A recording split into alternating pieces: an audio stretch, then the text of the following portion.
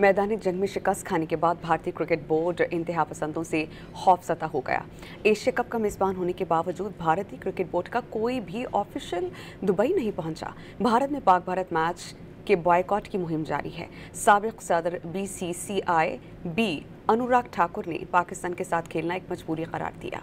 मैदान जंग में शिकस्त खोरदा, भारत का खेल से खलवाड़, इंतहा पसंदों के खौफ के बाइस भारत मेहमान नवाजी ही भूल गया। एशिया कप का मेजबान होने के बावजूद भारतीय क्रिकेट बोर्ड का कोई ऑफिशियल दुबई नहीं पहुंचा। इस हवाले से भारत के बैटिंग कोच शतांशु कोटिक ने मुबहम सा जवाब दिया।